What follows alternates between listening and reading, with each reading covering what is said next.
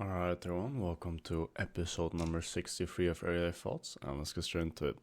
So, one thing that really interests me is how we are the most technologically advanced and interconnected society ever, yet we have the highest depression rates, the highest amount of people being lonely.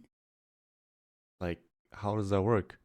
And then when you figure it out, well, you just have everyone is separated into their own bubble, and you don't really have human connections anymore.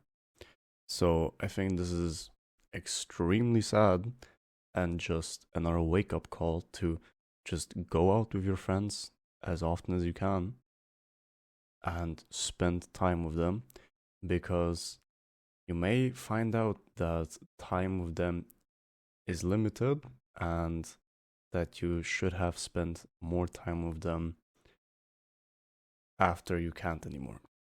And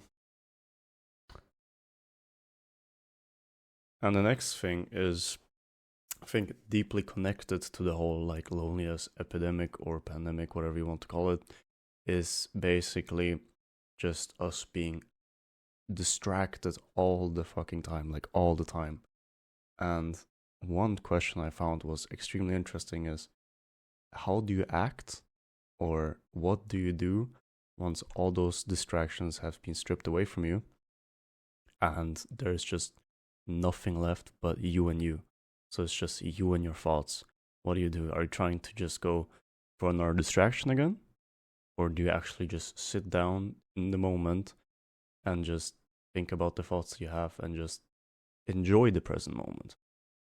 It's very interesting, I think, and just shows to show maybe even how addicted I'd say you are to distracting yourself and how well you can live with your own thoughts. And I think that also then makes you far more likely to be, how can you say that, to be reasonably happy with yourself and be more focused on your own way of thinking and the way you feel, besides or beyond just external validation moving you around in whatever direction fits you the best, since you get the most validation from.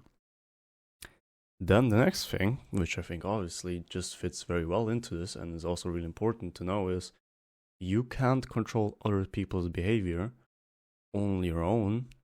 But what you can do is obviously take inspiration from other people's behavior, what they're doing right. But as with every idol, they are still just humans, or with every idol they have, they're still just humans. And in the end, they also have their weaknesses. And when it comes to weaknesses and strengths, your biggest strength might actually be your biggest weakness. And your biggest weakness can become your biggest strength. It's just really the perspective you're looking at it, or looking from at it, and the way you decide to take on those things and decide if you want to change them or not. And again, if you want to change something, the best time to do it is now. Just do it now. Those things aren't going to do themselves. There's not going to be a golden opportunity for you. Just start now, and you will have a much better start than if you start once you have the perfect conditions. Because once the perfect conditions do come, or should come, and you already have experience in that before, they're just gonna be far more efficient than if you have absolutely no experience beforehand. Yes, that is a quite short video for today. I hope you enjoyed it, and I'll see you tomorrow again. See ya.